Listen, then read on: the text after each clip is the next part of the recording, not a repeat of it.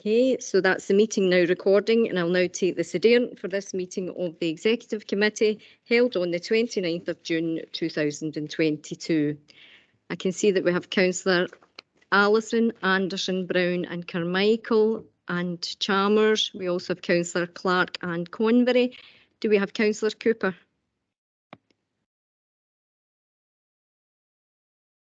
No. We'll come back. Councillor Cowan? Yeah, here. We have Councillors Devlin, Councillor Fagan. Do we have Councillor Ferguson Miller? Yeah. Thank you. We have Councillor Hamilton, Councillor Horsham. We have apologies from Councillor Logan, but we have Councillor Brogan here substituting. We have Councillor Loudon. We have apologies from Councillor MacDonald. Councillor Horner, are you here in his place? I am, yes. Thank you. We have Councillor McCallan, Councillor McClymont, Councillor McCreary, Councillor MacDonald, Councillor McGeever, Councillor McLaughlin, Councillor Nelson, Councillor Razak. We have apologies from Councillor Robb. We have apologies from Councillor Ross. And I see that Councillor Salamati is here substituting for Councillor Ross. Is Councillor Shearer? Apologies from Councillor Shearer. Okay, and we have Councillor Walker. We have a number of officers. Have I missed out any councillors? No. Okay, on that basis, thank you, and I'll hand back to the Chair for today's business. Thank you, Susan. Can I come to item 1, which is declaration of interests? Does anyone wish to declare an interest? See no declarations of interest. Can I move to item 2? It's the first of our monitoring items on the revenue budget outturn, and ask Paul Manning to speak on the report. Thank you, Chair.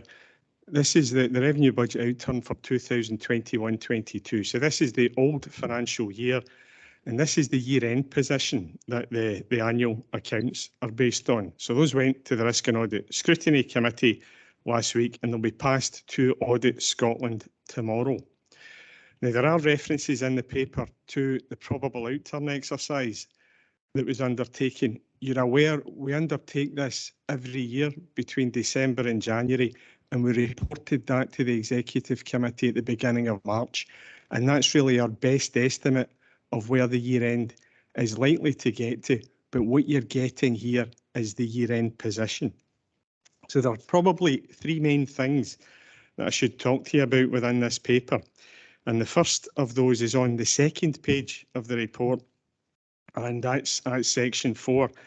And it's section 4.2. What the report is telling you is that the year-end position is an underspend of £6.1 million. Now that compares to the underspend that we identified when we did the probable outturn and reported that at the beginning of March, which was just under £4.8 million. And what's been proposed in the paper is that this is carried forward in reserves to benefit the budget position in year 2023-24. So as part of the paper that was brought to you a fortnight ago, when we went through the financial strategy for 2023-24, there was a reference to the year-end underspend within that. The second thing that I want to talk to you about is at 4.5, and this is about the part of social work resources that's within the IJB, and that's underspent in year. And at 4.5, what the paper's telling you is that it's proposed that that's dealt with as an overfunding to the IJB in the year. Now that's permissible within the IJB financial regulations, and it's proposed to transfer to reserves the over provision of funding to the IJB, and that's a figure of £2.051 million, and that money be held in reserves and be used to utilised to manage pressures within children and family services.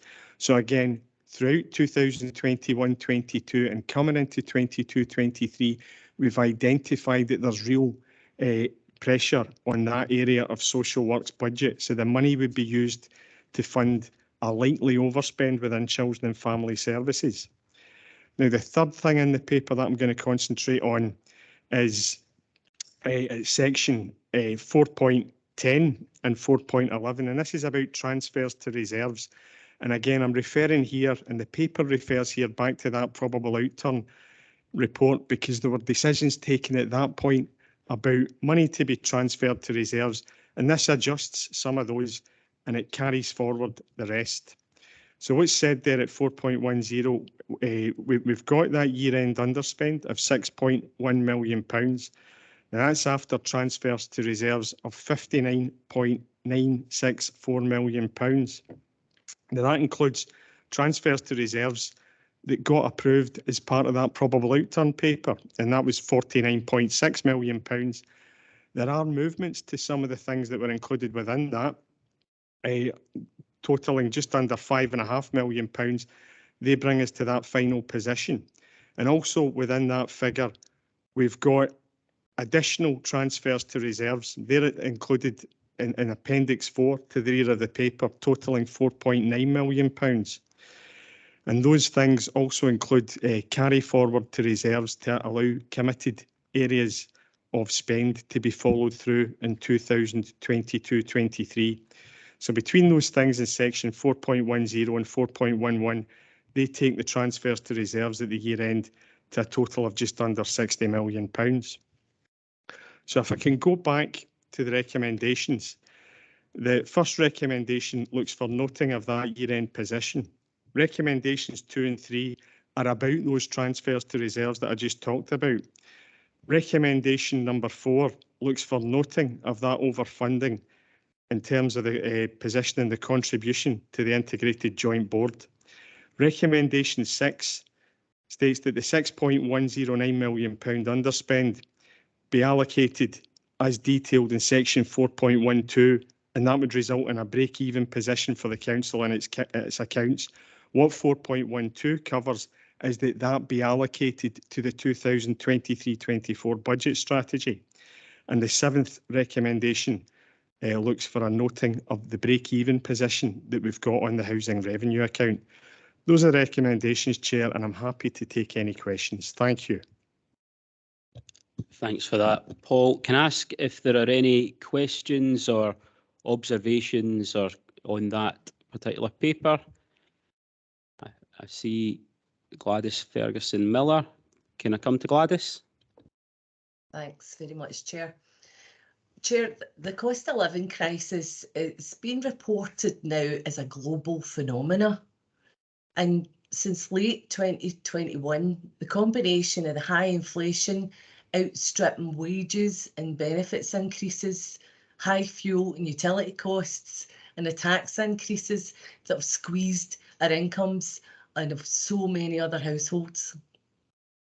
Families are living on the edge, and we're not in the worst of it yet.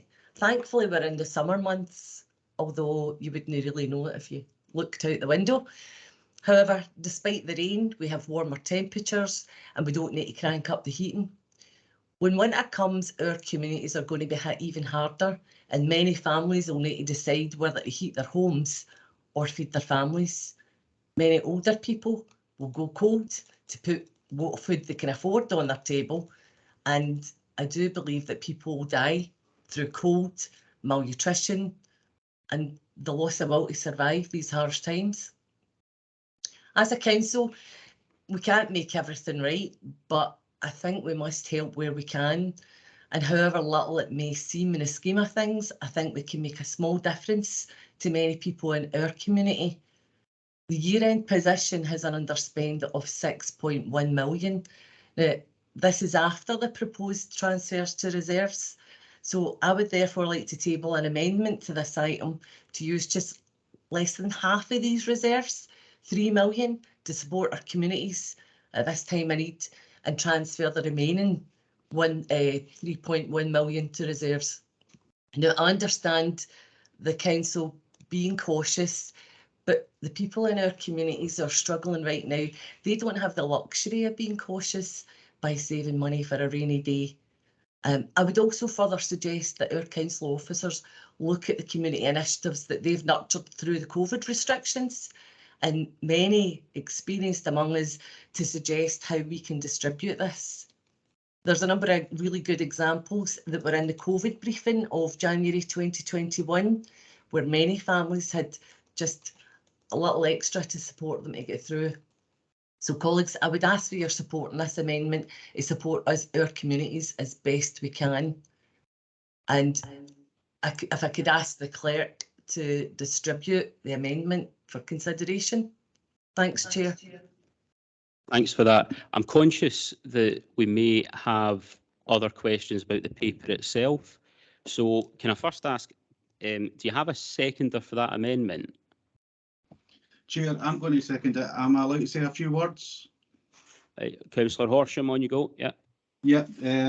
Members of our communities have had to face many challenges over the last couple of years with the pandemic, and some are still trying to recover from this. And as Councillor Ferguson Miller has said, our communities face a cost of living crisis. Passing this amendment would make a difference by looking at offering assistance to helping those that need it the most. So therefore, I have no hesitation and seconding this amendment, and hopefully everybody can get behind this amendment. Thank you. Thank you. Now, if it's all right, I'm just going to park the amendment for a moment because I see Councillor Razak has his hand up and there may be other questions about the paper itself. So can I just ask, are there any questions on the paper, and we'll take them just now. Councillor Razak. Thank you, Chair. Mine are with the figures.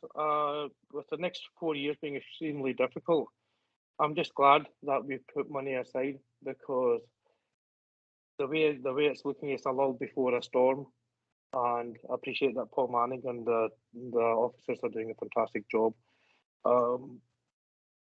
And another part of this is that our food banks are now struggling because of the fact that donations are drying up. And I would appreciate that some money be put aside to help them, because they're the very, very front line of people needing help. Thank you.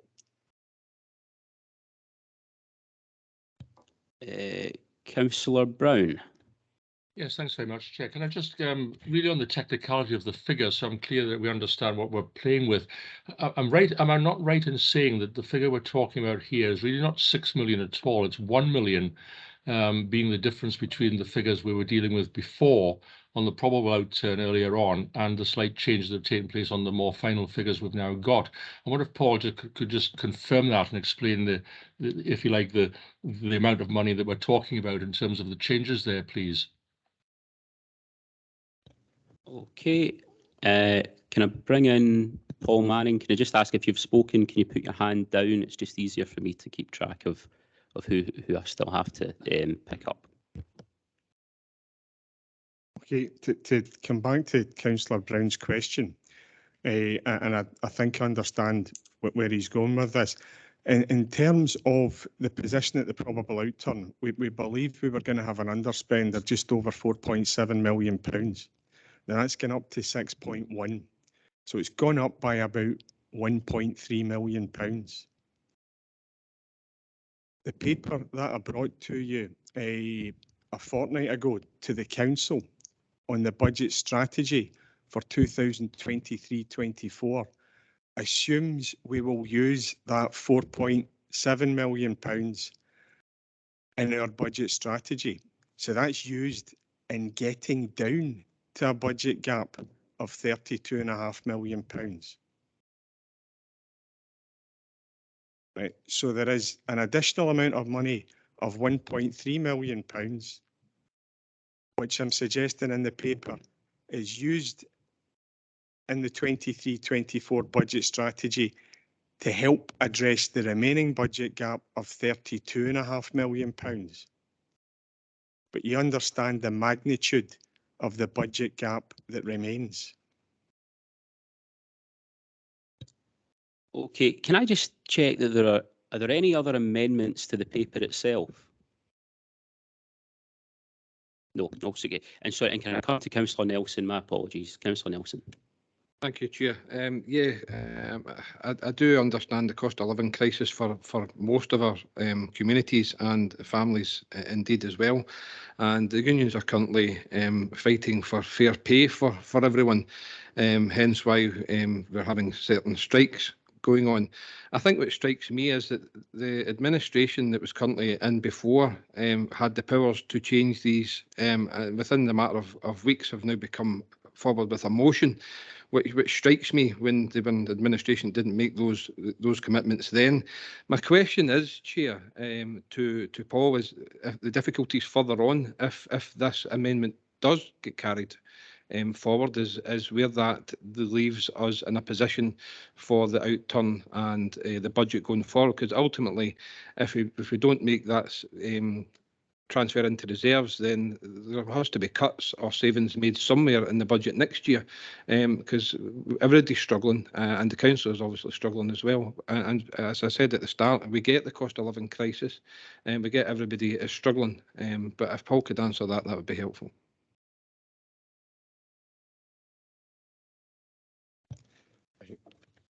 Thanks, Councillor Nelson.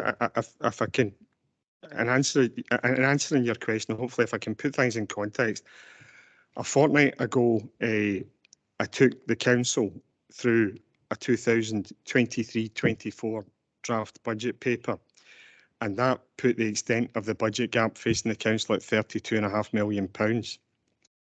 We also, as part of that paper, explained the fact that the budget gap exists at a level that's probably double what it would have been in a more typical year because of the exceptional financial climate. And the paper did go through the different elements of the exceptional financial climate, and it's primarily inflation in a fair amount of detail. The paper also pointed to the backdrop of the government spending review, and a fact that we also discussed at the meeting and within the paper is the fact that I do not yet have, or none of us have, a settled position around a pay award for 2022-23 and the risk that that carries as well. So to come back to, again, in answering your question, to come back to the point that I made to Councillor Brown, part of getting down to that figure of £32.5 million was using the £4.7 million. That's the figure we had identified at the probable outturn. And using that amount on a one-off basis for the 2023-24 budget. So that's taken account of and getting down to that figure of 32.5. If £3 million was to be taken, right, and used in the way that's described in the amendment, we would be making our budget position worse for 2023-24, and that's to the extent of £1.7 million. Right, so I'm taking into account, going back to Councillor Brown's point, the fact that there is this movement of 1.3. So that would make the budget gap position worse. It would take it to £34.2 million. Also, the capacity that I'm looking for in this report to use that additional £1.3 million to help in 23-24, that wouldn't be achievable because the money would have been distributed. Once it's gone in this way, it's gone. So as a long-winded answer, Councillor Nelson, I know. Okay, I think Councillor Nelson wants back in on that. I see I've got another hand up in the room, and then I'll come to Councillor Miller. Thank you, Chair. Just a quick supplementary, Paul, and thank you. That is quite alarming that the money that would then come forward from that. And you made the point right at the start, in that we don't know the money that's coming from Scottish Government yet. So that figure could actually be worse off if I picked that up right, because we still don't know that figure yet. So you've got that figure of 32.5 million, but if we take the amendment as it's 34.2, but that's just a pie in the sky figure. We still don't know specifically yet that could be the actual figure. Am I right in saying that? The budget paper for 23-24 that we went through a fortnight ago, it did recognise the fact that we've got a spending review, and that takes us through to 25-26. But what that isn't is a financial settlement, right? So that'll follow in December this year. So the detail of the council's figure, no, we don't have. Okay, I can see Councillor Devlin has her hand up. Thanks, Chair. It's actually really more a comment, and I'm fully well aware of the cost of living and possibly what's coming up the road for everybody, especially the ones that are not in a financial position to cope with it all. But what I would like to ask is that our colleagues in the SNP party here to ask the Scottish Government to help financially with the cost of living crisis that's coming on. Thanks, Chair. Thanks. I can see I've got a hand up from Councillor Ferguson Miller and a hand up from Councillor Razak, and then I'll bring the discussion to a close.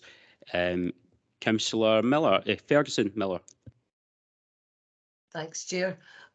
Chair, as I had said earlier, our communities don't have the luxury of saving money for next year.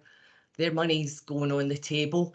But what I do understand, I totally appreciate that Paul and his officers had brought the papers and brought these papers with the 4.7 million. I would then ask that we amend the amendment and the surplus of 1.3 million be used for our communities. And I know it doesn't seem an awful lot of money. Councillor Razak mentioned the food banks, and I know that we all think it's awful that our communities need to use food banks, but even the food banks are struggling. And I think there's just so many people that we can help. It doesn't seem a lot of money, but I think it could go to helping a lot of people. Right, I see now there's a flurry of hands coming up again. So what I'm going to try and do is I will take these and then, as I say, hopefully bring the discussion element of this to a close. Can I come to Councillor Razak, and then I'll take somebody in the room and then come to Councillor Brown. Thank you, Chair. Firstly, I would like to expand on what I said earlier on. The pay increases, cost of food for the schools, for the school meals, cost of materials for building houses and for repairs and everything else, and increased pressures on schools and social work. That's all going to kick in because of the the inflation and everything else. And I think that the increasing reliance on social work in the schools as well will add a burden to our councils.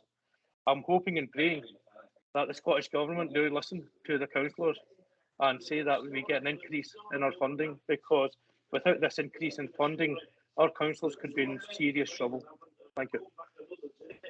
Right, thank you. Can I have Councillor Allison next? Thank you, Chair.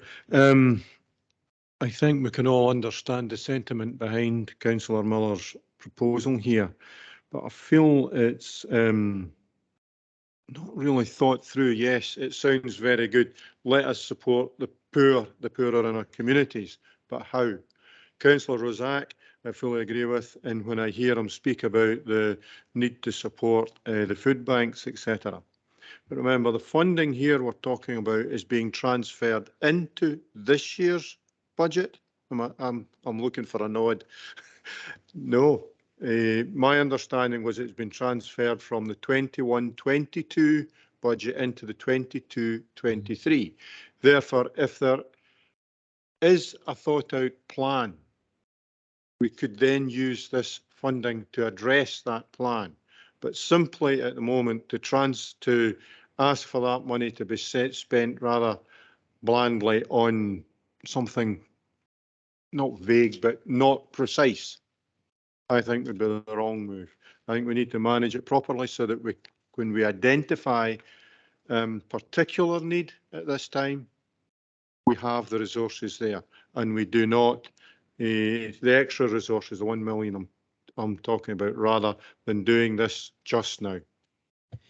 Right, thank you, Councillor Allison. I'm going to bring in Councillor Brown, and then I see Councillor Clark's hand is up. So Councillor Brown, can I come to you first? Yes, thanks very much, Chair. If I may say so, I think we all agree that we've got a cost of living crisis and that we need to do all we can to kind of support it insofar as the council's resources allow.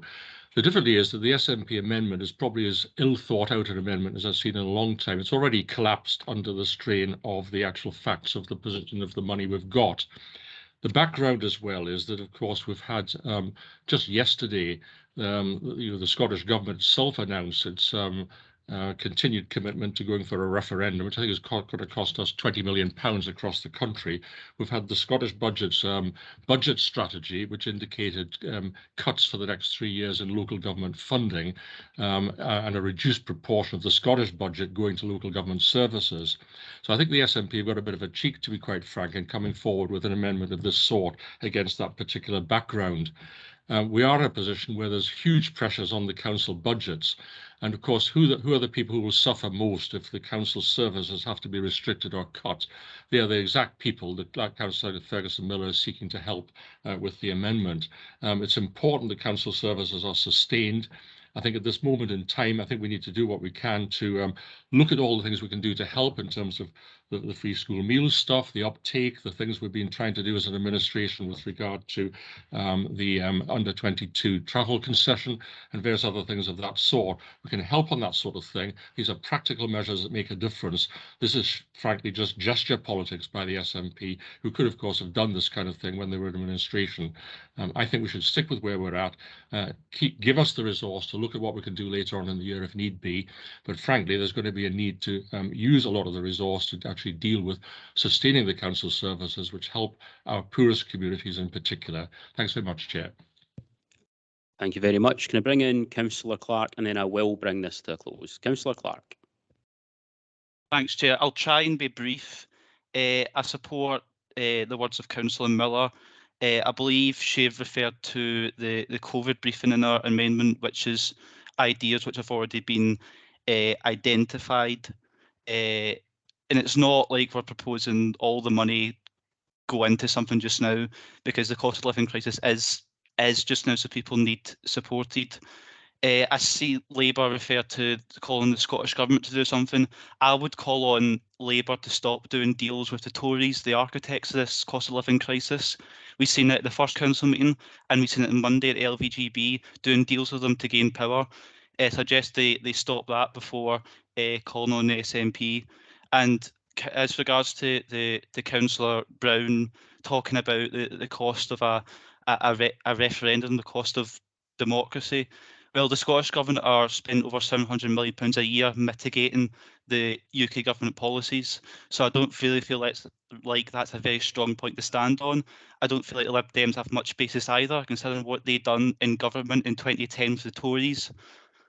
You could call them the architects of austerity as well. So I just don't think there's much basis in the arguments of, quite hypocritical arguments of Labour and the Tories. And I believe Councillor Allison mentioned about the poor, using the words the poor. I mean, this is to support our communities. It's not about, the poor, this and that. It's about supporting communities right now and people who are in need.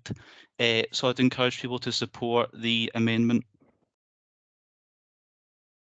Right, okay, what I'm going to do before I make my own remarks here, I brought this to a close. Can I just ask Councillor Horsham, there's been a change in the amendment. The amendment is now, we're now talking about not spending 3 million, we're talking about spending, was it 1.3 million if I heard Gladys correctly? Can I just, so Councillor Miller, Ferguson Miller has changed the amendment. I need to just get confirmation that Councillor Horsham is in agreement. I'm in agreement, Chair. He's in agreement. Can I ask the Geraldine McCann, if she's in the room, as the monitoring officer, just to confirm that that is legal and competent? And can I then ask, I'll come to Paul Manning as the Section 95 officer, just to confirm the financial implications. So Geraldine. The amendment is legally competent because it doesn't impact on decisions taken before. It's impacting on a matter brought before you today for decision. Okay, and Paul, can I just ask you to, as the Section 95 officer, to comment on the amendment? I'd probably go back to the backdrop that I've given throughout this morning's meeting, right, which is referring back to that position that was in the budget paper for 2023-24, which is a budget gap of £32.5 million. Now that's for a financial year that begins in 9 months' time. So at the moment, we are looking for measures to address that. My recommendation remains as per the paper in terms of the £6.1 million, and that I believe that's the prudent course of action to take. Albeit the amendments changed, we would lose the capacity to improve the position for 23-24 by that £1.3 million. So hopefully that just fills in some of the financial backdrop, Chair. Thank you. Right, okay, I'm going to bring this discussion to a close. In doing so, I'd just like to make a few remarks of my own. I don't think there is any doubt that our people face a cost of living crisis, nor should there be any doubt that local government faces a funding crisis and a prolonged funding crisis, and that's going to be exacerbated in the coming months and in the coming financial year by the exceptional items of inflation that we face and by, let's be frank, industrial unrest among the workforce who've seen their real incomes eroded over a sustained period of time. There's also no doubt in my mind that the SNP are an austerity party and are largely to blame for the funding crisis that we face in local government, and we can see in the budget settlement and the spending review published the other day that local government is hardest hit, and that's confirmed, of course, by Audit Scotland, which identified local government as the portfolio area hit harder than any other devolved area of spending. Local government needs to fight back, and it's interesting that the SNP will come here and play political games with people's lives, but are actually not prepared to stand up and be counted when it comes to fighting for a fair share for this council and a fair share for our people's services and a fair share for the people out there who are really struggling. I think there is a plan here from our current administration that we'll be revealing, and we will be taking to the people over the coming weeks and over the coming months. We'll set out our response to the cost of living crisis, and I'll hope to get some cross-party support for the measures that we bring forward. But we'll make sure that they are funded, that they are properly briefed, and we'll make sure that they can be sustained. What we have here is an amendment, however well-intentioned, and from some of the comments I've made, I'm not sure quite how well-intentioned, but certainly from the point of view of Councillor Ferguson Miller, who I have an enormous amount of respect for, I think we have a well-intentioned amendment, but an amendment that I would be not minded to agree to at present because of the severe financial implications that it would have and the financial implications we face as a council. Make no doubt about it, make no mistake about it. We will be taking steps to address the cost of living crisis, and what I propose to do in agreeing the recommendations today, you already know that I have written to the Finance Secretary to set out just how painful and how difficult her spending review will be, but we'll also be looking for additional resources from central government to help us support our communities. So on that basis, can I ask if we can agree the recommendations? I see that we've got hands up, but I said I'm bringing the discussion to a close, so I'll take no more comments on this item. Can I ask, can we agree the amendment?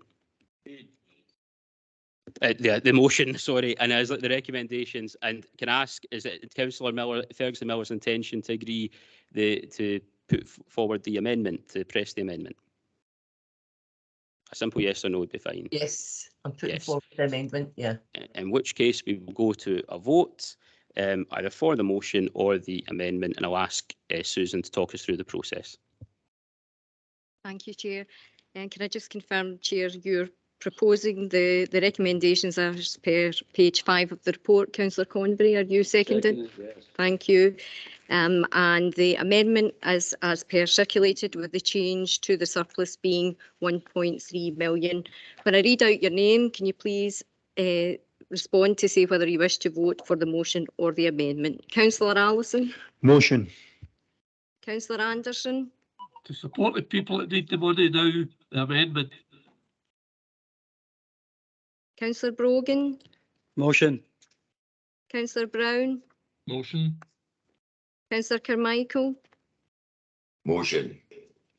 Councillor Chalmers? Amendment. Councillor Clark, Amendment. Councillor Convery, Motion. Councillor Cowan, Amendment. Councillor Devlin, Motion.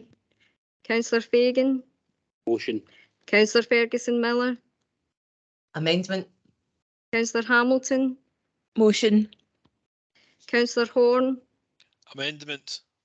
Councillor Horsham, Amendment. Councillor Loudon, Amendment. Councillor McCallan, Amendment. Councillor McClimate, Motion. Councillor McCreary, Motion. Councillor MacDonald, Motion. Councillor McGeever, Motion. Councillor McLaughlin, Motion. Councillor Nelson, Motion. Councillor Razak, Motion. Councillor Salamati, Amendment.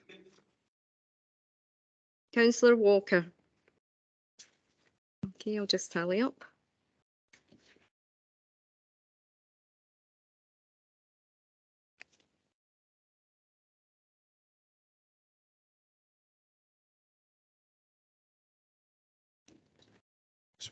Yeah.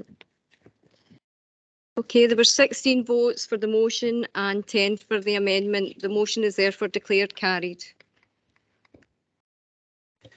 Thank you. Can we move now to the next item of business, still on monitoring items, which is a revenue budget monitoring paper for period April 1st of April to the 20th of May. Can I bring Paul Manning in to speak in the report? Okay, thanks, Chair. So this is now the revenue budget paper. This is for the new year. And this is a pretty typical report of its type at the start of a new financial year. And a lot of what it does is about setting up the budget in full for the new year. So at the foot of the page, the first page of the paper, 4.2, it starts to make a number of points about items that are going to be dealt with, are going to be a feature of the budget through 2022-23. First of those, and a notable one, is something that's referred to as the Loans Fund Review. So the background to that's given, and this was about how we changed how we deal with loan debt on the primary schools and on the roads that were a product of the Roads Investment Programme, and how we deal with that debt and what that's going to lead to. And this is factored into our financial plans as an underspend of £15.9 million in 2022-23, which will then be taken to reserves. So that's part of our long-term financial strategy. So that's just giving the committee the heads up that that's going to be a feature of what happens within the revenue budget this year. At the top of the second page, it talks about loan charges and when we take borrowing. And relating to the amount of money that we've got in reserves and when that lets us borrow, it identifies an underspend that we're going to be able to generate in year 2022-23, which again will be used or has been taken account of in that budget strategy for 2023-24. At 4.4 and 4.5, it brings in the money for the programmes of investments for 2021-22 and 22-23 and identifies how they're going to feature in the revenue budget in the coming year. And coming to an end in that section, it talks about accounting requirements. And again, I'll come back to that in the capital paper. What we would try and do at the start of the year is look at some items within our revenue and capital programme and make sure that they're in the appropriate place. So this means a bit of movement between the revenue and capital programmes. So that's what's being described at 4.7. So in terms of recommendations of the paper, it looks for noting of an underspend that we've got of £261,000 on our budget position in May. It looks for the transfers to reserves that are being flagged up for the year between sections 4.2 and 4.6 to be noted. And it also refers to the position on the housing revenue account as at the end of May, which is a break-even position. And it looks for noting of that as well. So again, Chair, happy to take any questions. Thanks, Paul. Can I ask, are there any questions on that paper? I see none in the room. I see none online. Okay. Can I ask that we agree the recommendations? We are agreed. Move to item 4, which is the capital budget monitoring. The final outturn, I come back to Paul to speak in the report. Thanks, Chair. So again, we've had 2 revenue papers. We now get 2 capital papers. So the first of those is the year-end paper. The emphasis of this paper is about spend against budget. So the paper starts off by identifying what the programmes were that we had during the year. So we had a capital programme at the year end of £72.75 million. For housing, we had a capital programme of £79.6 million. The second page of the paper shows us how we spent against that budget. So against that general services budget of £72.7 million, there was money spent of 61.5. Now, there are a number of projects that have underspent, and they're identified at section 4.2. And again, I'm happy to take any questions or come back with any detail of them after the meeting. That results in an underspend of £11.145 million. That gets carried forward to the new year, and I'll come back to that point in a second. The other main thing that's there on that second page of the paper is about year-end accounting adjustments. So again, this is about going back through what's been spent in the capital programme, making sure it's capital in nature. That means some items have to be transferred into what we've spent through our revenue account and vice versa. And it also refers to the carry forward just at the foot of that second page of that amount of £11.145 million. And in a second, when I do the paper for the new year, you'll see the relevance of that as we bring that in. On the final page of the paper, the housing programme gets picked up. Budget of £79.64 million. Actual spend of 73.181. Underspend of just under £6.5 million. And there's an explanation given and a fair amount of detail across those 3 paragraphs there around the implications of that. And again, much of that gets carried into the new year. So in terms of the recommendations, you can see them on the first page of the paper at 2.1 around noting of the position and the carry forward for the general services and the housing programmes. And again, Chair, happy to take any questions. Thanks, Paul. Are there any questions on that paper? I see none online, and I do see one online, and I see Councillor Leslie MacDonald in the room. So Leslie MacDonald. Thanks, Chair. Can I refer you to paragraph 8.2, which describes the increase in material costs, the longer lead times and steep price increases resulting from COVID. Paul, I'd like to know, has there been any intimation of additional support from the Scottish Government to help meet these exceptional costs going forward? Thank you. Paul? Okay. At this point, there's been no intimation that there's going to be any additional money coming, right, in respect of the pressures that are described there at 8.2. You'll remember in the paper that I went through a couple of moments ago, which was the year-end paper for 2021-22, that does reference the fact that we're carrying forward COVID monies that we got from 2021 onwards. But the indications that we've had from the government thus far is there's not going to be any further money coming via that route. Thanks for that, Paul. I think I have a hand up online. Councillor, pardon me, Councillor Cowan. Hi, thanks, Chair. I just want to refer in the paper to 4.8 about the housing programme. And it states that the delivery of the Housing Capital Programme for 21-22 has been affected by the pandemic, which obviously I appreciate. But I just wonder if to what extent Brexit has had an impact on the housing programme, and has that been considered and noted? Thanks. Okay, the reference that's in there to the pandemic, that obviously there were, and we have been, Councillor, documenting this in the financial monitoring and in operational monitoring papers for the past 2 years. That's obviously had a significant impact on what the council does, on its activities, and we've reported that, and we've reported the funding across that period. So in the wake of the pandemic, there have been implications, obviously, around inflation, right, and around supply chains, and even availability of contractors and tradespeople. And these will be the issues that are being referred to at 4.8.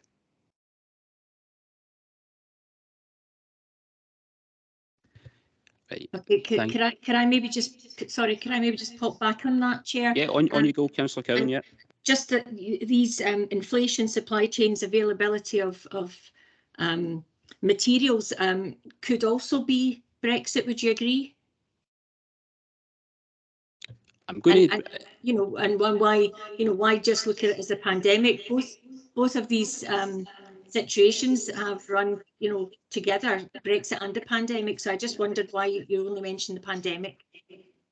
Right, I'm going to bring in Paul, and then I think the Director of Housing might want to come in on that one as well. Paul, no, in fact, we're just going to take out the Director of Housing to pick up on that point, Councillor Cowan. Danny.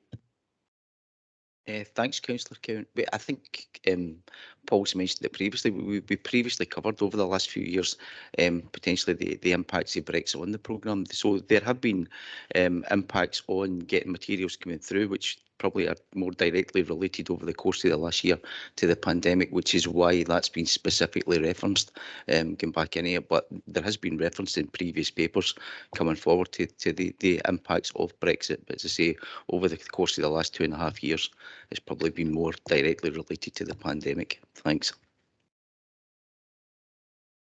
Okay, thank you. Okay, are there any other questions? I see no other questions. Can I ask that we agree the recommendations? You're agreed. Move to item. Chair, there's a point of order on the chat. Sorry. Councillor Clark. Yes, thanks.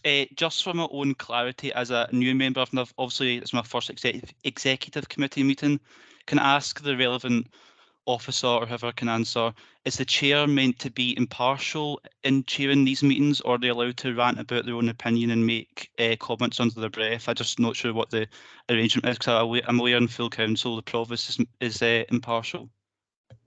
I will quickly pass that one to Geraldine. The provost is impartial because the provost is the civic head. However, chairs of committees are from various political parties, and they are entitled to make political points or to raise political questions during committee meetings. Okay, can I ask if you've already had your hand up? Could ask you to bring it down just so I can keep track of who's looking to speak at any point in time. Okay. Chair, point of order. Councillor Razak. Apologies. Can Geraldine maybe send all the new councillors and all the current councillors the rules for the executive committee, please, so that might help allay any misunderstandings. We can do that. I think I've got a nod to say we can do that. Can I just say, sorry, Councillor Cowan, sorry, I'm assuming is your hand up? Or are you looking to come back in, or is your hand down? No, sorry, it is down. I'm having issues with my laptop, I'm afraid, but no, I don't want to speak. Thank you. Right, no problem. It's just so I don't miss anyone. Okay, right. I think we're now moving to item 5, which is item. Sorry, we agreed that previous paper. We've agreed that previous paper, yes. So we're now moving to item 5, and it is back to Paul for a further monitoring report. Okay, so this is the second capital report, and this is for the new year. So similar to the revenue budget, the major part of what gets dealt with in this is about setting up the budget for the new year. And what I would probably take you to is the third page of the paper, and you can see a table midway down that page at 4.10, which just goes through various items that are getting added to the capital budget that got approved back in March by the executive committee and then the council at that point. So what that does is it takes the capital programme that was approved. It was actually the 23rd of February, you can see at the top of that paper, of £82.25 million, and then a number of items get added to it. So we remember in the last paper I said, look, there's £11.145 million that's being carried forward. Other major items in there, we've got the other half of those movements between the capital and revenue budgets, just as we sort out what's properly capital and revenue spend at the beginning of the year. We also bring in the Footpath and Roads Improvement Fund. So that's covered in section 4.8. And that was an output from one of the investment decisions that was taken by the council at the beginning of the year. And then we are tidying up an issue in relation to Clyde Bridge, adding in £1 million of funding there. So that takes us to a base budget for the year of £95.25 million. And then there are a number of adjustments. And this is a feature of these papers throughout the year. You will see amendments being made to items within the capital programme. So that begins on Appendix 1. And the main reason, and you'll see this if you have a look through the various items, is an addition either of new capital projects or an increase in capital projects that are there already because of funding coming in. So you'll see various funding items, some of them Scottish Government, some of them lottery funding. You'll also see one in £2/3 million coming in from Strathclyde Partnership for Transport as well. There's one item on the final page of that appendix, and it's about community alarms replacement, and it's looking to move money out of this year into next year, and that's to better reflect how we expect that project to be delivered and that money to be spent. So those are adjustments as well.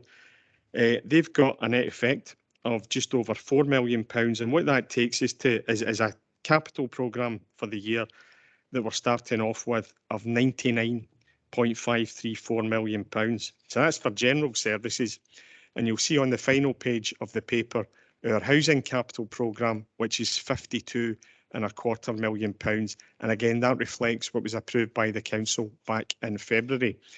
So in terms of the recommendations in the paper, it looks for the approval of the position on the general fund programme, and it also looks for approval of those adjustments, and it looks for noting of the housing programme position as well. So again, Chair, happy to take any questions. Can I ask if there are any questions on that report? I'll come to Councillor McGeever first and then Councillor Clark. Thanks very much, Chair. As regards page 37, and it's quite a small amount of money in the scheme of things. It's £60,000 earmarked for electric vehicle charging infrastructure. I think most of us probably realise and recognise that many people considering electric vehicles would now like to switch to them, but they are deterred by the lack of available charging infrastructure. And I'm glad in recent weeks of conversations I've had with our officers about this issue. I think the £60,000 will be well spent on a strategy and plan. But given that this is a public document, I'd just like to ask if we could give people an idea of when this exercise is hoped to be complete, and therefore able to inform the Council's future policy and spending decisions. Thanks. Okay, we're going to come to David Booth. Thank you very much, Chair. Thank you, Councillor McGeever. The £60,000 that's put in here will be able to allow us to take the electric charging structure to the next level through the new strategy. In terms of timescales, officers are meeting actually this week on this to determine the timescales in a programme of work, and we're liaising very closely with our Glasgow City region partners in order that we can have a consistent regional approach across electric charging across the city region. So I'm not in a position at this particular moment to give you exact timescales for the programme, but to advise you that officers are working very hard on that just now. Thank you. Okay, thanks for that, David. Can I come to Councillor Clark? Yeah, thanks, Chair. I'd like to welcome the Yeah, so I hear a bit of feedback there. I'd like to welcome the proposed adjustments in Appendix 1, bringing local investment in the communities and investment in areas such as electric vehicle charging, which has been mentioned, active travel in our schools.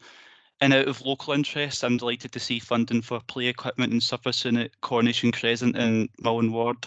And having attended Sutherhill and Birkinshaw OPOP meetings since I've been elected, I've seen the fantastic community work that goes on there, and it highlights the importance of that in all our communities, giving local people more say in where money is spent. It's also welcome to see adaptations for Larkhall Academy mentioned.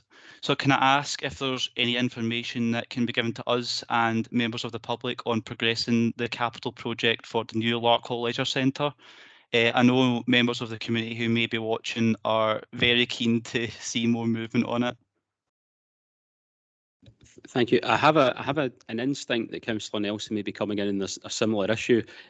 So is it perhaps it's useful to take Councillor Nelson before I come back to David for a response? Councillor Nelson. Thank you, Chair. Yes, it's exactly that point, and I think it would be pertinent and right just to raise some concerns about the capital funding going forward. I think the frustration and the concern is the length of time that's been taken to agree a facility which is going to be purpose built in Larkhall for the future. I feel that there's some lack of stalling going on, and given the price increases that we just discussed in supplies, I think the 9.5 million is not going to do as much justice, if I'm honest. I think we'll end up with a shackle hut. The way things are sitting at this precise moment, prior to the pandemic, it looked like 25 million would give us a like-for-like leisure centre. Trying to tie down an officer to get answers on the consultation that happened and finished sometime in March, and we're now sitting near going into July, and we have still no results from that consultation, which I think is absolutely shocking from this council, given that our Larkhall, Your Voice Matters, did a consultation which was shared by the community at that point, and was promised by the officer of this council that would be shared with them. As I said just a second ago, Chair, that was months ago. This is now July, and we have still nothing forward. Larkhall Community Council meeting on Monday night. Again, questions were asked of us of where that consultation is. What is the results of that consultation? Nothing. We did meet with you as well, Chair, and we have discussed this, and we are hoping that we can move this forward. Larkhall is in a dire need. We have built over 1,000 houses. It was a great news story in 2017 with the community growth, but Larkhall has stood still for too long. We have a community centre that if we shut the doors hard enough, the windows will fall out it. We have nothing for the community in Larkhall anymore, and it's about time that we started to work towards getting this leisure centre for the people of Larkhall. Thank you. I'm going to ask David Booth to come back in those points, both and Councillor Clark's earlier points, obviously, that didn't relate to the leisure centre. I just say following that meeting with Councillor Nelson, I have asked that all four of the Larkhall members are briefed on the progress in the leisure centre. David Booth. Thank you very much, Chair. Yes, and I have meetings in the diary, I think, with Councillor Clark and also with Councillor Nelson to discuss the leisure centre. So the situation as we are at this moment, we have carried out a consultation with the Larkhall community, and in taking that consultation into account, have started to pull together what the new leisure centre should look like. The difficulty with programmes like this, with large capital programmes like this, is matching those aspirations of the community with the available funding. And the available funding as at the moment is 9.5 million, and as Councillor Nelson points out, that may be short of what is required to meet some of the aspirations of the community. We're at a stage at the moment where we're ready to progress to a design stage on a new leisure centre, which will not be an exact like-for-like replacement of the existing leisure centre, but which we believe will be able to provide a good leisure provision, a wet-side leisure provision for the community of Larkhall. That will be designed and it will still have a funding gap, because the design of that will be more than 9.5 million, and work is undergoing at the moment to try to determine how we bridge that gap through any other sources of funding we can find, whether that be external funding through discussions with Sport Scotland and other partners, and looking at other ways of financing the works. So the reason it's taken a bit of time to get back to the community in terms of the outcomes of their consultations is that we had to take account of the consultation and try and then transfer that into a design. And as I say, that work on the design has now been instructed. I hope that helps. Thank you. Right, I'm going to come back to Councillor Nelson. His hand's going up, and then I'll take the remaining speakers. Okay, Councillor Nelson. Thank you, Chair, and just a quick supplementary, and thanks, David, for clarifying some of the kind of major issues going forward. And you're right about the consultation. I struggled to find that part of the consultation, because we did a consultation with our LARC call, Your Voice Matters, just before that. So I would imagine some of the material that's in there that was passed to the council officers would be the same material. So given that time frame, I'm still not particularly comfortable with it, if I'm honest. I think going forward, though, you're speaking about short of what that design and the design phase, and we're coming to that design phase, but we're leaving behind the community.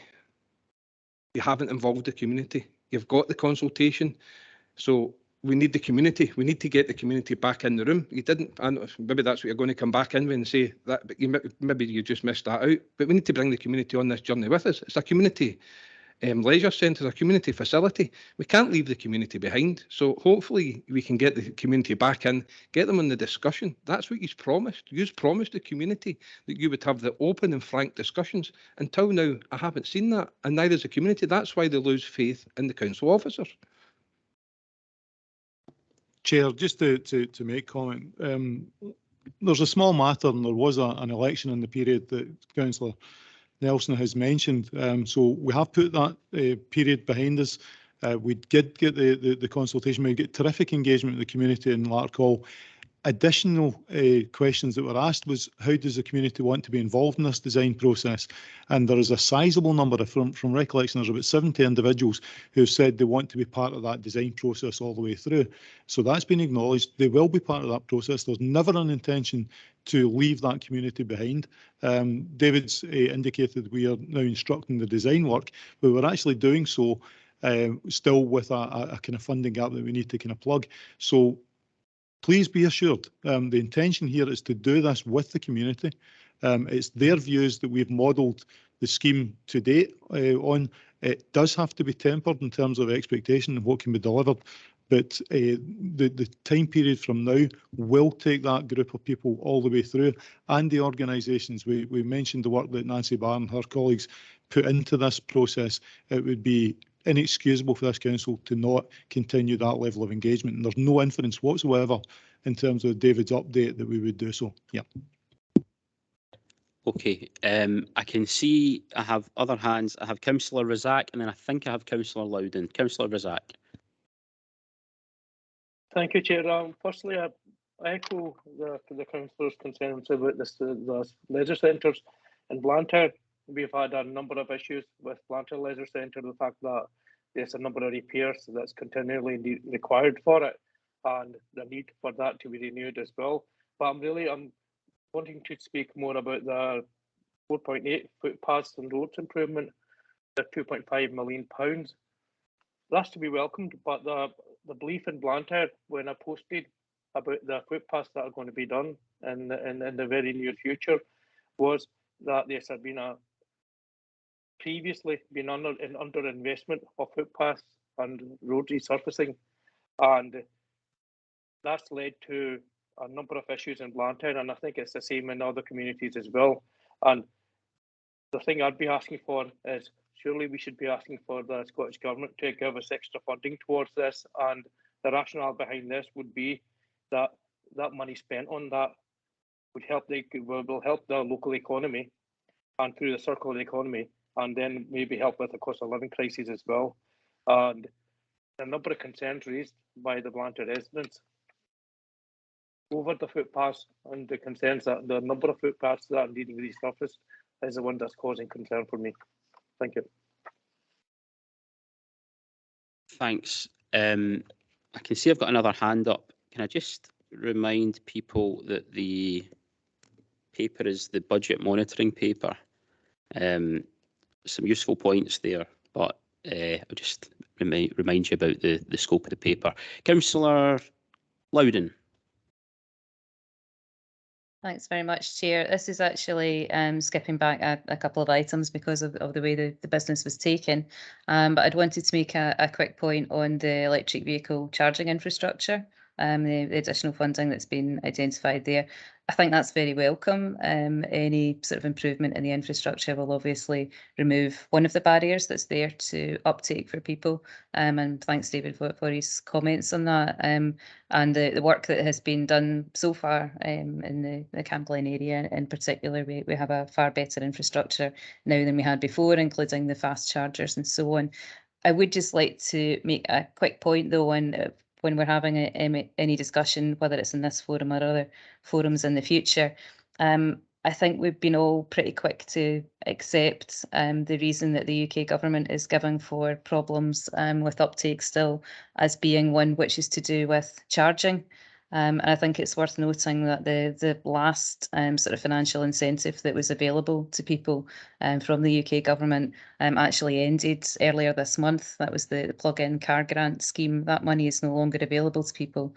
The UK government have put out a quote to the effect that while it was temporary, sales have still gone up, and actually the main focus now needs to be in charging.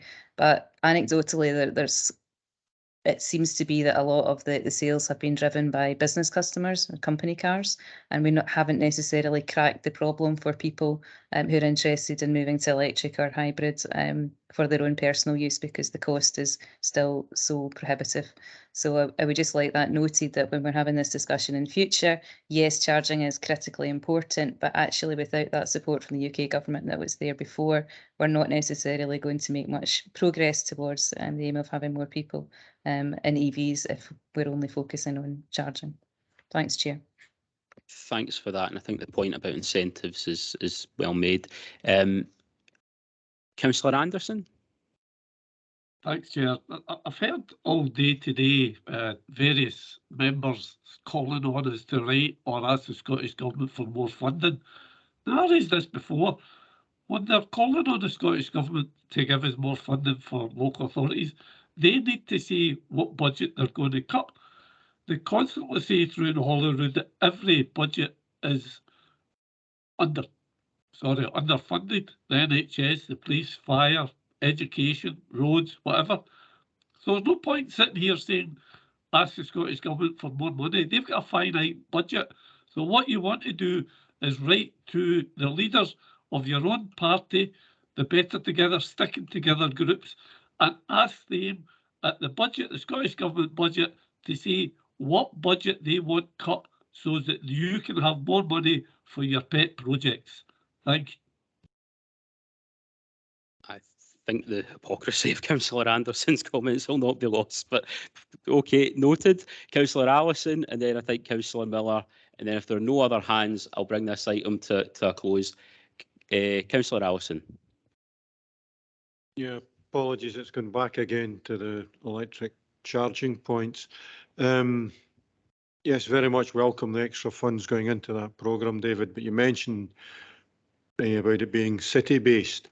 One of the problems out in the rural area is that in many of the towns and villages there is not the electrical supply is not strong enough to put in charging points or enough charging points, or their power is not available where there's parking spaces. Does the strategy and this funding allow that problem to be addressed? David. Thank you very much, Chair. Thank you very much, Councillor Allison. Yes, we'll look at that. When I say that you mentioned the city, it's a city region, so that would incorporate the full South Lanarkshire. Yeah, we're conscious that there are problems in the rural area, and so we'll look at that as well. Thank you. Thank you. Thank you. And now can I come to Councillor Ferguson Miller, and then I will bring this item to a close. Councillor Miller. Thanks, Chair. I just wanted to echo what my colleague said, Councillor Anderson. I had asked for, my amendment was looking for like 1.3 million, money that we didn't expect, just extra to give that to the community.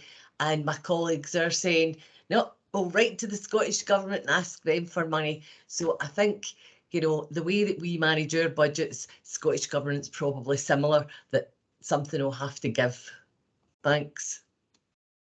Thank you. And I'm not taking any more contributions on this point because I'm trying to set hard limits to the discussion at a point, or otherwise the political conversation just continues.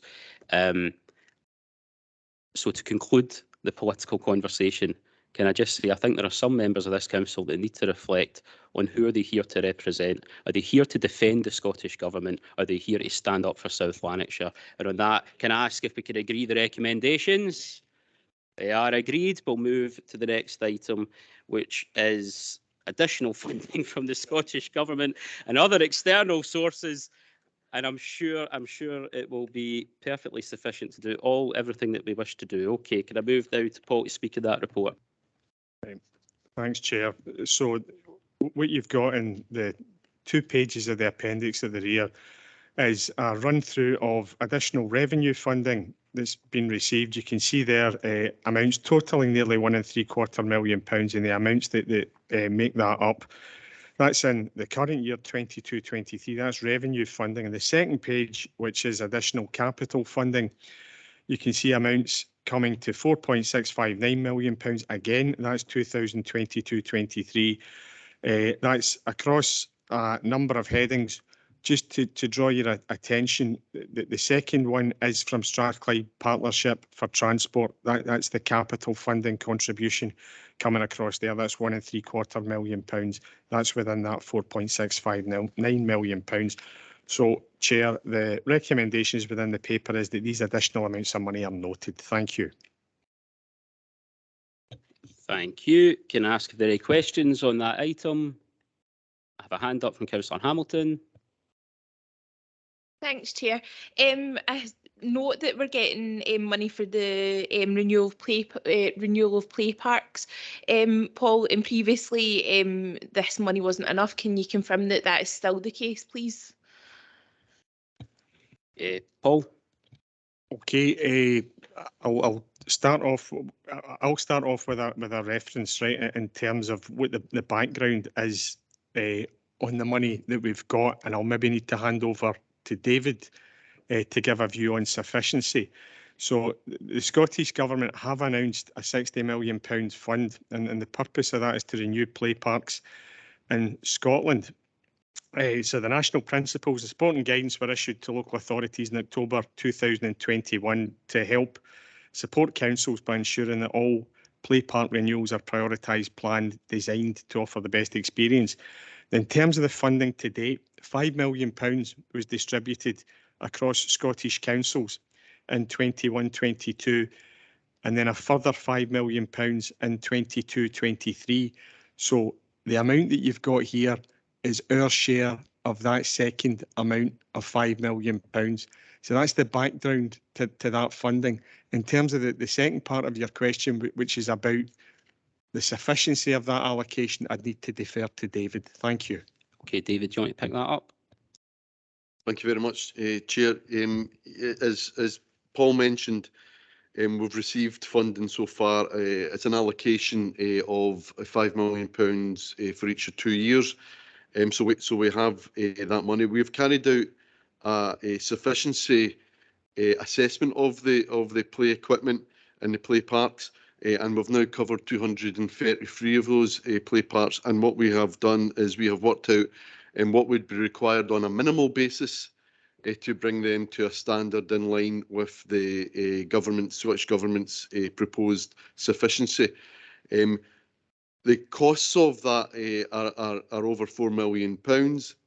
The amount of and we're projecting ahead because this money, the remainder of the £60 million, which would be our proportion of the remaining £50 million, we estimate to be £3.552 million in total. So that includes the money we've received so far. And we're not expecting that money until some point, probably in 2024-25. We'll have £5.22 million. The costs that we're estimating at the moment, projected ahead using the current inflationary rates to 2024-25, are in the region of £4.8 million.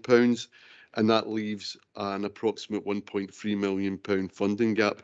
We intend to bring forward to a committee in the autumn proposals to spend the money we have received so far based on need, and also a project plan to upgrade the other play parks when the money is received from the Scottish Government, but only to the extent of the amount of money that we will receive and not to the amount of money that's required. So as things stand at the moment, we would unlikely would be able to do all of the play parks based on the money that we're likely to receive, but we will also look at drawing in other external funding as we go through that process. So, so there will be a report coming in the autumn on that. Thanks.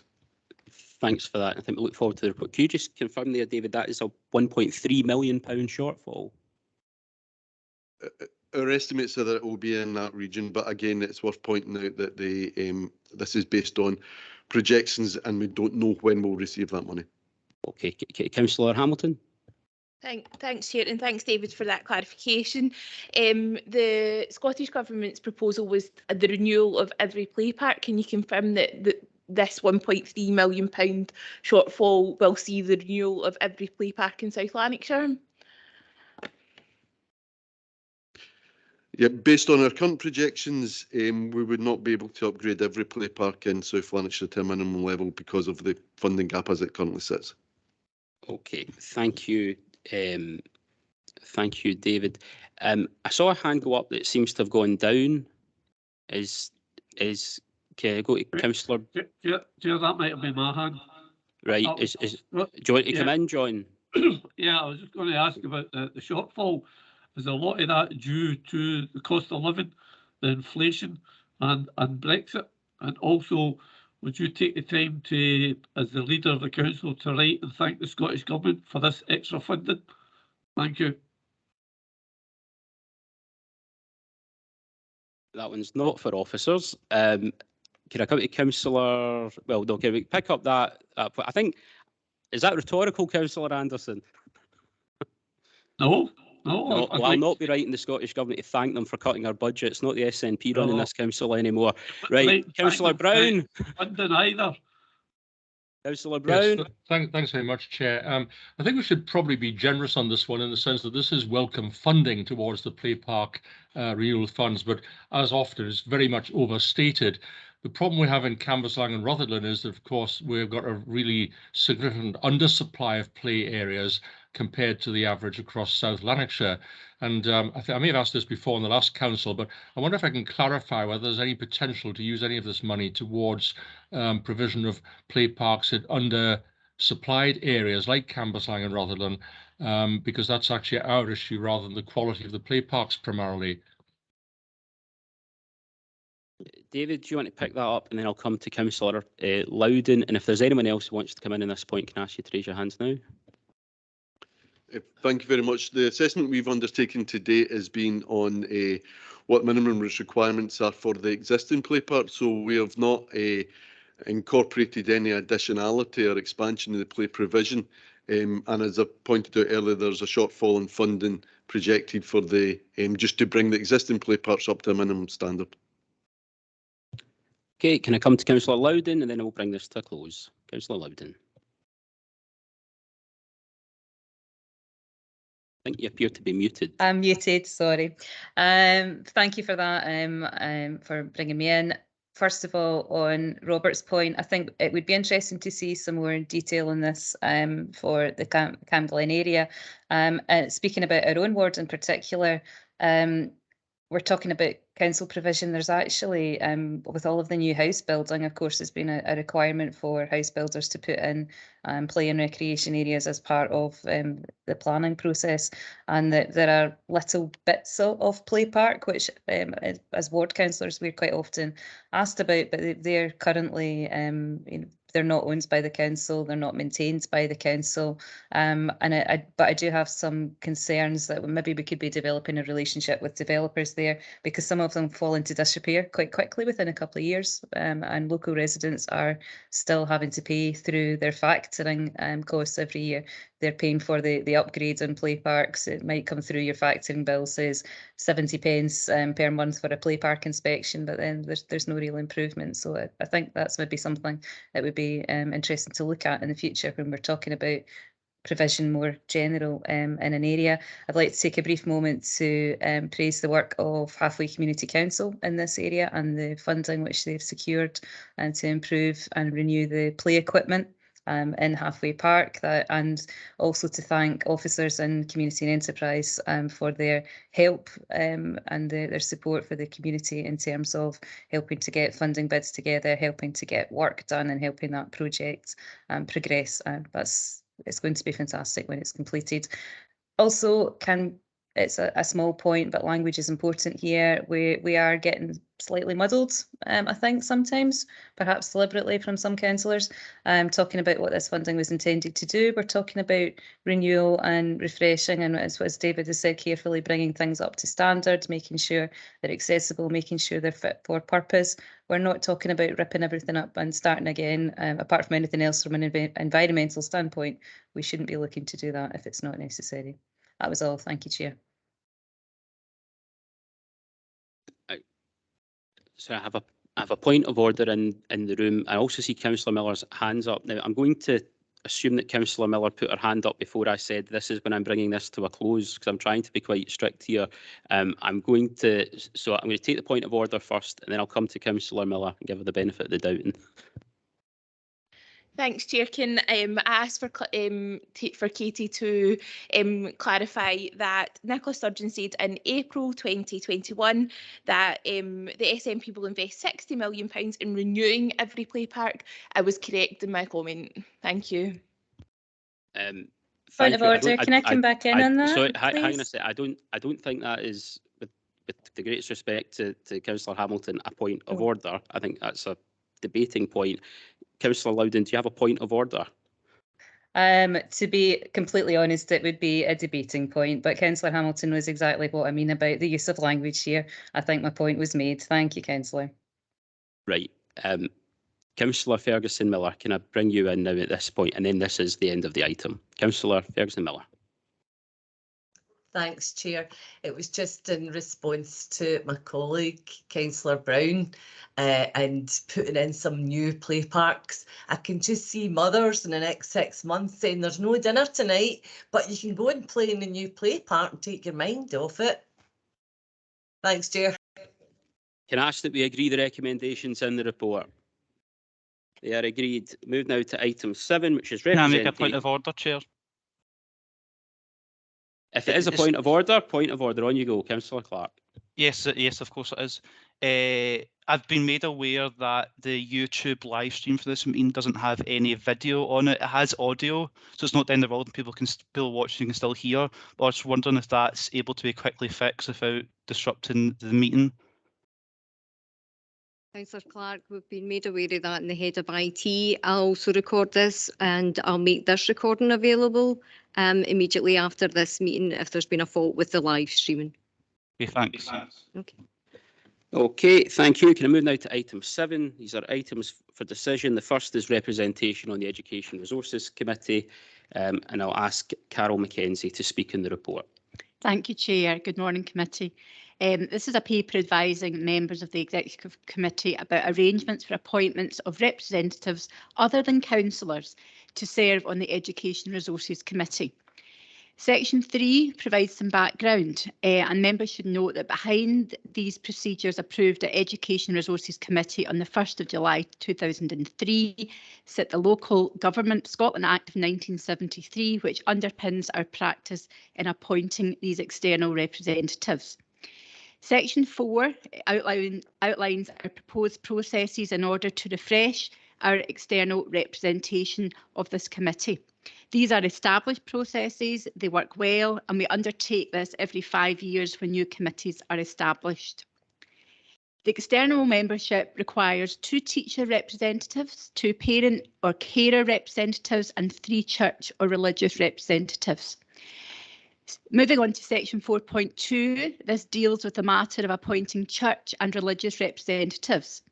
Legally, we are required to have representation from both the Church of Scotland and the Roman Catholic Church, as well as a third religious representative. We have 2 established representatives from these churches who serve our committee well, and it has been intimated by both of these churches that they wish Gillian Coulter from the Church of Scotland and Mr John Mulligan from the Roman Catholic Church to continue to serve as advisors to the committee in this regard. The vacancy for the third religious representative will be advertised as per previous practice, and this is through by publicising this opportunity both through our local newspapers and press, but also by using our full range of publicity channels, including social media, to seek nominations. The Act requires us to seek to fill this position with a person of a recognised religious faith who would both represent and be representative of our diverse communities and our values. At the close of this nomination process, should there be more than one nomination, it is proposed that, again following established procedures, interested parties are interviewed by the Executive Director of Education in consultation with the Chair of the Education Resources Committee and the Education Operations Manager. Moving on to section 4.3, this outlines the process of electing 2 teacher representatives through an established balloting process, and this would be led by the Executive Director of Finance and Corporate Resources. And finally, section 4.4 outlines the process for nominating and interviewing 2 parent carer representatives through involvement of all our parent councils. And all parent council chairs would be written to asking for nominations to be submitted. A short lead would then be drawn up and an interview process would result in the recommendation of 2 candidates. Therefore, to conclude, I refer committee back to section 2.1, in which the committee is asked to approve the recommendations, namely that the proposals outlined in paragraph 4 to obtain external representation on the Education Resources Committee be actioned. And this will comprise of 2 teacher representatives, 2 parent carer representatives and 3 church or religious representatives. That the appointments of Mrs Coulter and Mr Mulligan as the nominated religious representatives from the Church of Scotland and the Roman Catholic Church respectively be confirmed, and that the current appointments of the remaining external representation on the Education Resources Committee be extended until new appointments are confirmed. Thank you, Chair, and happy to take any questions. Thank you. Are there any questions on this report? I see no questions in this report. Can I ask that we agree the recommendations? The recommendations are agreed. We move now to item 8, which is representation in outside organisations. Can I ask Geraldine McCann to speak to the report? Thank you, Chair. At the council meeting on the 15th of this month, it was agreed that there would be a report back to this committee with an update on the representation on outside bodies. The update is in section 4 of the report. Now, there is still a few gaps, and committee is asked to approve that this be delegated to the chair, to the Chief Executive in consultation with the political groups to fill the gap. Since this report was provided, there is also a few wee amendments to be made to it. Councillor Kenny McCreary has been nominated as the Conservative Group representative on the Safer South Lanarkshire Board, and there was an error in a report that went to committee on 15th June. The substitute representative on the South Lanarkshire Integration Joint Board for the Labour Group was Councillor Alan Faulkner and not Councillor Shalene Handibode, as was stated in that report.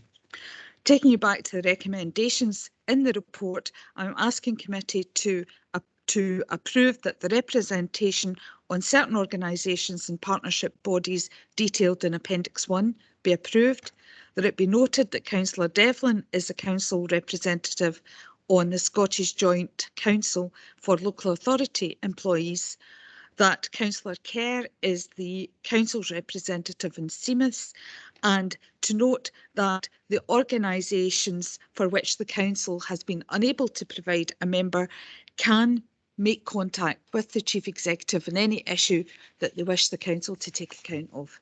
Thank you, Chair. Okay, can I ask if anyone wants to come in on this report? I have two hands in the room. I have Councillor Devlin and Councillor Nelson. Councillor Devlin. Thanks, Chair. It's just an amendment with regard to Discover Lanark, and I've spoke to my counterpartner, Mark, with the SNP group, the business manager, and I propose that Kathleen McClyman is put on as the second member, and Julia Marsh is happy to go as an advisor to this outside body. Thanks. Thank you. And was that agreed with Councillor Horsham, you said? Yeah. Yes, it was agreed last night. Thanks. Right, okay. Okay, I can see Councillor Horsham nodding, I think. Can I come to Councillor Nelson? Thank you, Chair. It was just to ask if Geraldine or someone from admin will give an updated sheet of where we are with everything, because it gets a wee bit confusing with people sitting everywhere. So if we can just get an updated sheet, that would be helpful. Thank you. Right. Okay, I think that's fine. Can we accept that change that was mentioned there in relation to Discover Lanark? And can I say, I think as normal practice, I think we just, if there are any other issues arising from that, I'm sure the business managers can deal with that over the recess in consultation with the Chief Executive. Can we agree the recommendations then as amended? Okay, agreed. Can I move now to items for noting? We have one item for noting, and it's the strategic environmental assessment progress in the last year. Can I come to David Booth? Thank you very much, Chair. This report asks the committee to note the statutory requirement for strategic environmental assessments, or SEAs, and to note the progress in conducting SEAs to date. Section 3 of the report provides a statutory background and the requirements for SEAs and how they link to the Council's new Sustainable Development and Climate Change strategy. At 3.6 of the report, it identifies the various statutory consultees within the SEA process. Section 4 of the report provides an update on the progress to date, and I'll just bring the committee to the attention of the table in 4.2, which identifies 4 assessments for which plans were completed at the pre-screening stage, with the position taken that the plans were exempt from SEA as their implementation would have no or minimum effect on the environment. In section 4.4 of the report, 2 plans were finalised at the screening stage, and they're shown in the table in 4.4. In that case, a formal determination was made and agreed by the consultation authorities that further SEA work was not required for them. Section 4.5 of the report informs us that the new community plan and council plan are currently subject to a full SEA and are currently being assessed by the statutory consultation authorities in that respect. The Council's new Sustainable Development and Climate Change strategy was made subject to a full SEA in 2021-22, and a post-adoption statement is currently being prepared for that report strategy. The final stage of an SEA process is the preparation and submission of post-adoption statements to the SEA Gateway.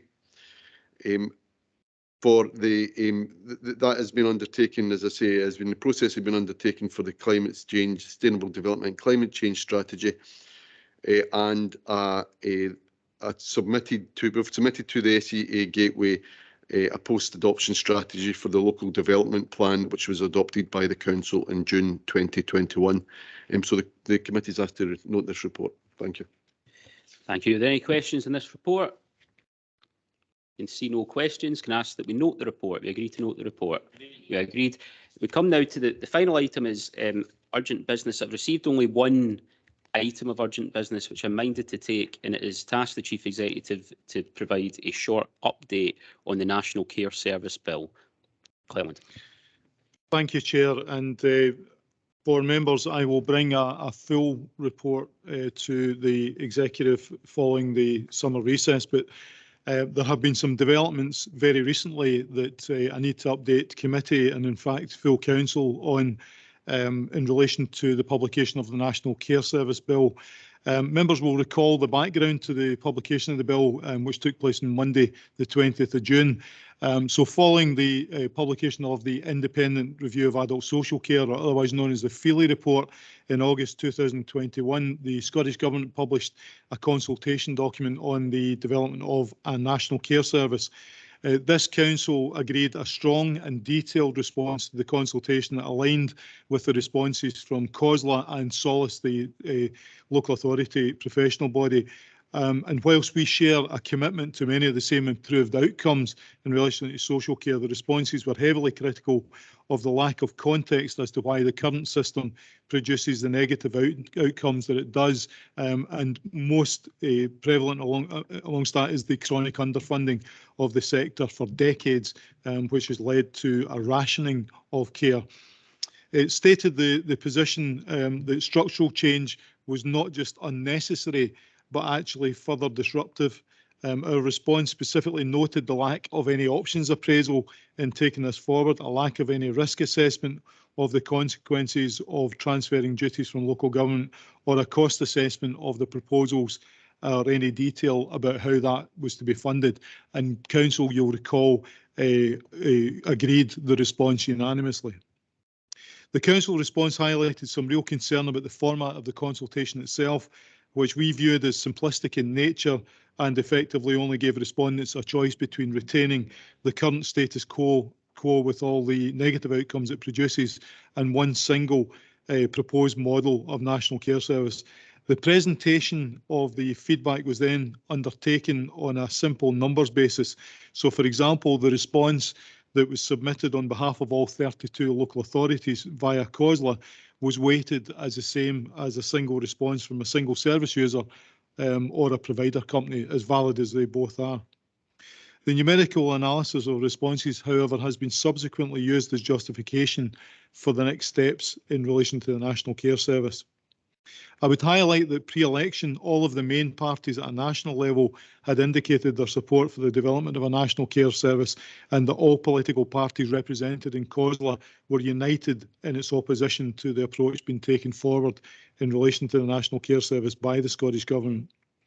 So moving to the bill and the legislation, the bill presented to Parliament last week is a framework piece of legislation that proposes to grant very sweeping powers to ministers. However, it is light on the precise detail, indicating that much of the detail will be developed in secondary legislation or through a series of regulations prior to the full implementation in 2026. There are concerns being expressed at the moment about the extent of these powers and the fact that regulations don't have the same rigour of parliamentary scrutiny.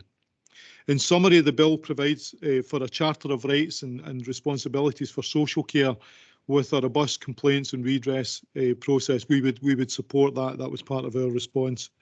A power to transfer accountability for a range of services, including adult social care and adult social work services, to Scottish ministers, subject to parliamentary approval. It indicates an intention to introduce an entitlements-based model, sometimes called a human rights-based model, for care support, but no detail on what those entitlements would be, how many people would benefit at each tier, how much each tier would cost, and therefore how much how it would be funded. There are some assumptions in a financial memorandum that came along with the bill, but no indication as to how those figures have been arrived at. The bill requires a further public consultation to be held in relation to children's services and justice social work, and the results would be laid before Parliament alongside any regulations. I'll come back to the scale of that in a second. A final decision on whether to pursue such a transfer in relation to those areas and how they might be phased would be further subject to further consideration and evidence gathered with key partners.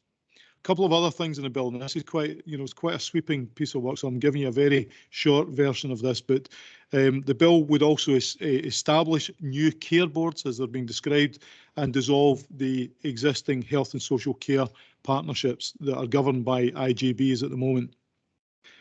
So establish local and special care boards. It would also give provision about the membership of care boards and what groups they are required to represent. And principal amongst those proposals is, you know, at the moment, although the IGBs have quite a broad membership, there are 4 voting members from local authorities and 4 voting members from NHS boards.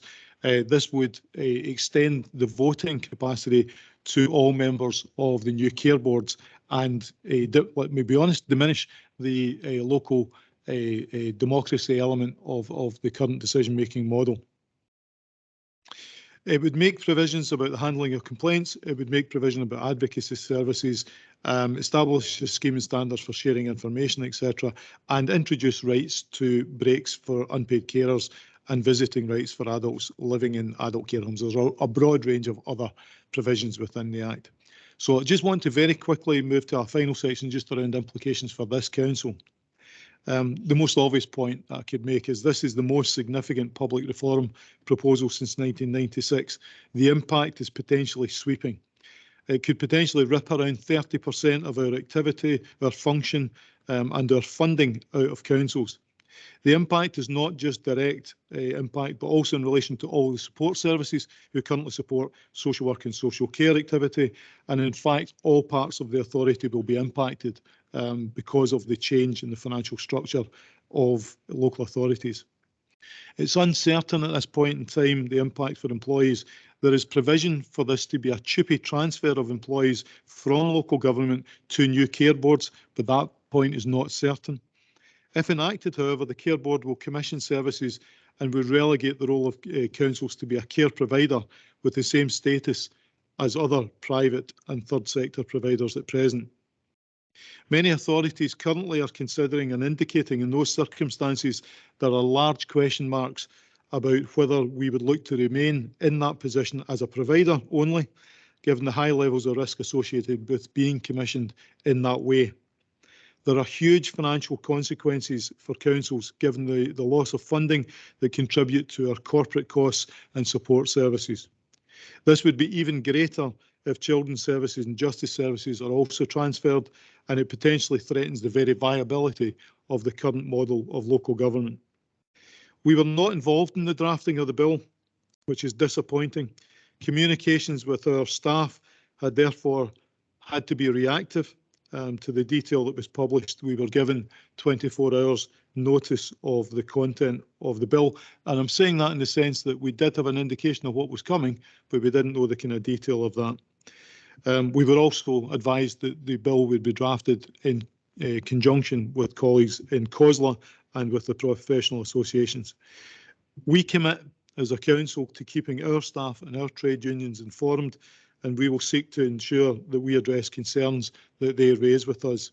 So next steps, following the recess, this bill will go through a very detailed, a very lengthy parliamentary process in the next session, and we need to ensure that scrutiny is robust and ensure that this moves from structure first, which is the format of this model, to a better design process. However, we have to continue to work with colleagues in the Scottish Government to make sure any bill that's enacted is in the best interests of the people who receive our services, the best interests of our staff and the best interests of local government.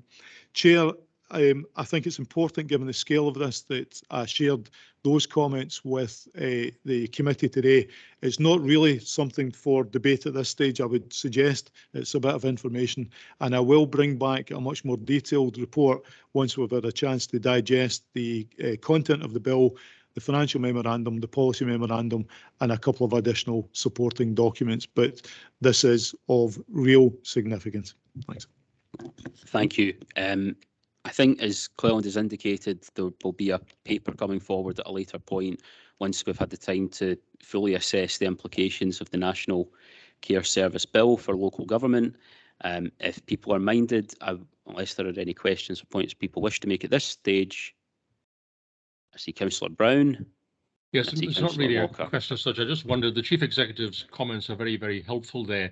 I wonder if we could actually have it circulated to all members of the Council. I think it's actually a really important issue, and his comments, I think, are very pertinent to what we should be considering here going forward. Okay, the Chief Executive has indicated he can do that, and I see Councillor Walker If anyone else wishes to make a contribution, can I ask you put up your hands now, because I will take no more afterwards and bring the meeting to a close. Councillor Walker. Thank you, Chair. I mean, just very briefly, I know it's not the forum for debating this at the moment, but I'd just like to express profound disappointment of the lack of concern and notice that's been taken of the various consultation responses across across Scotland, particularly from local authorities. Disappointment, it's not been taken on board, it's basically been ignored, and disappointed but not surprised. The one thing this started out as a review of social care. The one thing this will not do in the next 5-6 years is improve and better fund social care and improve the lives of people in South Lanarkshire. It's the one thing it will not do, which is the objective in the first place. Thank you, Chair. Thank you. Thank you for those comments and for that update. I'll now bring the meeting to a close. Thank you, everyone. Have a good summer. Thank you, Chair. Bye.